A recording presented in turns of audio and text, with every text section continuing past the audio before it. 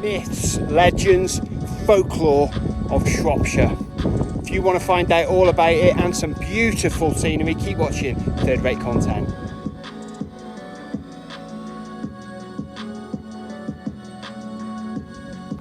So welcome back to Third Rate Content. Today we're in deepest South Shropshire once again, and we're going to be taking in the haunted landscape of Shropshire. We're going to be talking about the myths, legends and folklore of the Stiperstones and surrounding area where we are today. So we're going to have a proper explore, see what we can find and talk about the haunted landscape of Shropshire. So buckle up and I'll see you out here. The Stiperstones is a distinctive hill in the county of Shropshire.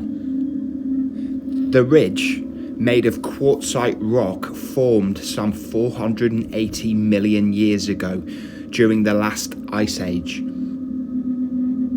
But there is a real atmosphere here at the Stiperstones, and it was summed up, I think, by Mary Webb very atmospherically from a passage written in the Golden Arrow. Nothing ever altered its look. It remained inviolable, taciturn, evil.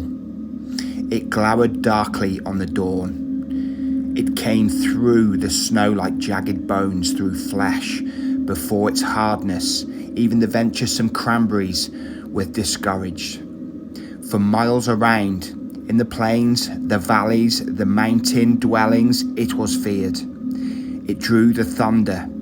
People said storms broke round it suddenly, out of clear sky. It seemed almost as if it created a storm. No one cared to cross the range near it after dark.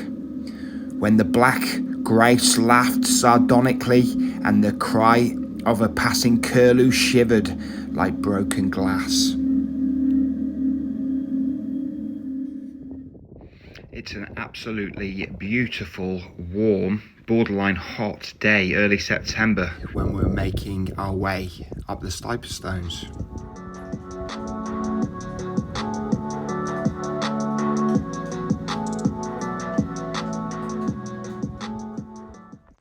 You do wonder if all of these rocks were just left here by nature, or actually placed here, because this area was used by man and woman for thousands and thousands of years. There's actually Bronze Age and before burial cairns up on the ridge, which we're going to go have a look at in a moment.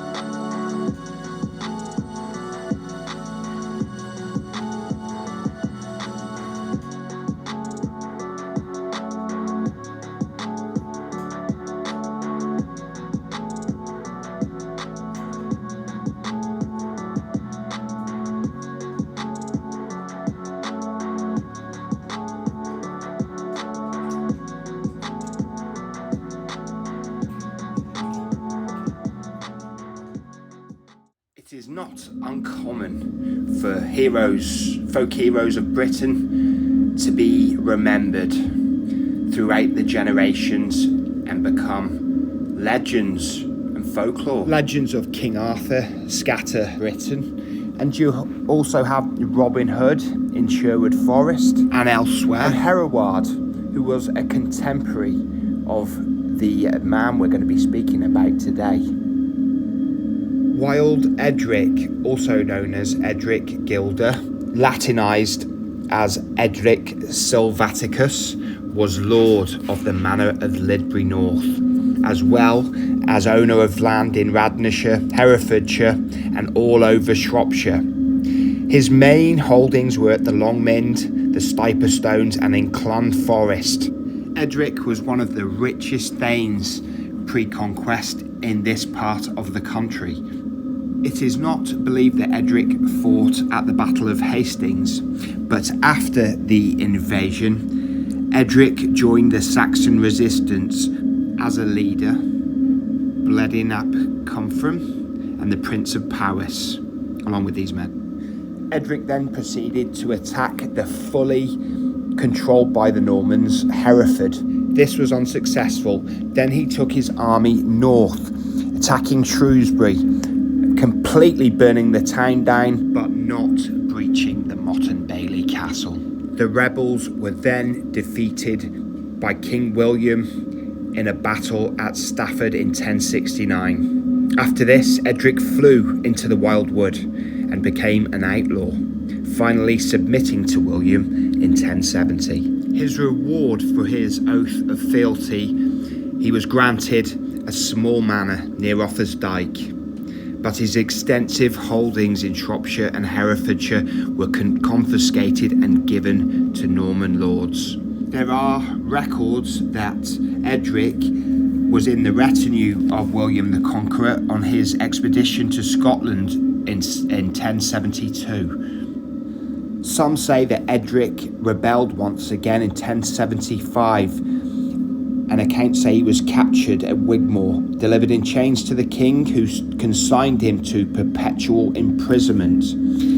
His property had all passed into Norman hands, especially those of Ralph Mortimer. By when the Domesday Book was compiled in 1086, a story suggests that Edric had escaped from confinement and took refuge in the mountain fastness of Wales, where he died a free man. You can see it in real life, but these rocks today, because it's so sunny, are absolutely glistening with the quartzite that they were known for.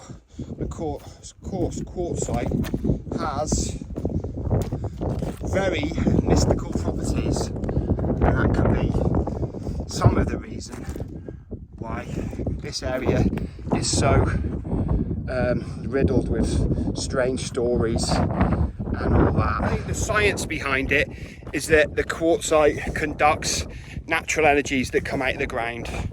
That's the sort of materialistic science take on it. I'm not saying either version's right or wrong. I'm just telling the reasons for these things, why they happen, supposedly. The Road of Cairns. Yeah, it's kind of like a road here, but it's like a road laid by giants, because for a normal sized person, the footing is very uneven and stable in the most part, but basically dangerous. You can always twist your ankle, or your ankle could roll over and have a nasty fall. Charlotte Byrne writes in her legendary Shropshire Folklore, the name of Hereward the Wake, the patriot of the Isle of Ely in the days of the Conqueror, is sufficiently famous, but that of his contemporary Edric Silvaticus, Salvage, or the Wild, the leader of the revolt on the Welsh borders, has not been celebrated in romance and is consequently comparatively forgotten. The legend of how Edric became married to Lady Godda, fairy queen, was that he was out one day in the forests of Clun hunting with his men. He got separated and made his way through the forest and found a clearing that he'd never seen before, and saw 7 beautiful girls dancing. The girl in the middle he took a particular fancy to and decided to take her for his wife. He grabbed her, and the other 6 turned on him, attacking him tooth and claw like animals. Though Edric held on to his quarry, slung her on his horse and carried her off home to Lidbury North to be his wife, which she in time agreed to. And although today it sounds like a terrible kidnapping, she agreed to the marriage with her heart, and she told Edric she was Godda, the queen of the fairies, and she agreed to live a mortal life with Edric, although she would forever be part of the Fae, under the agreement that he would never reproach her with her origins or remind her of her 6 sisters which he had stolen her from. They lived together happily for years and had a son.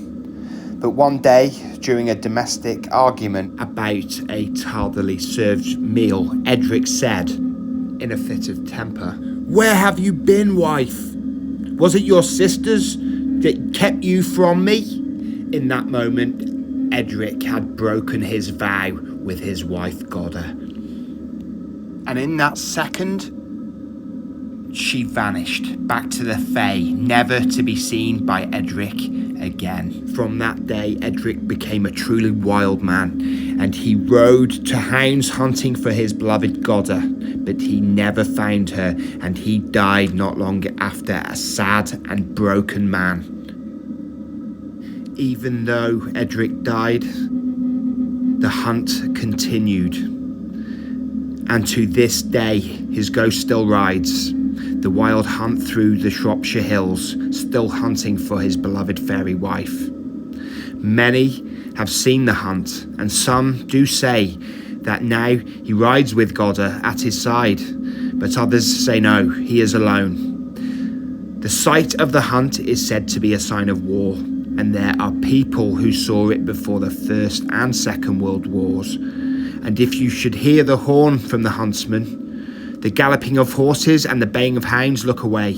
Look away until the hunt goes by, for that is the tale of Edric the Wild and fairy wife Goda and the wild hunt, one of the oldest fairy tales of this land of England. And that is just one version of the legend of Wild Edric from White Dragon magazine and written by Richard Mogsy Walker. Though other legends say that Edric, his retinue and his wife were simply trapped in the lead mines beneath the Stiperstones by the good people of the area. You do wonder, who were the people powerful enough to trap Wild Edric and his fairy wife? They are only allowed to leave their prison beneath the Stiperstones on the advent of war for England.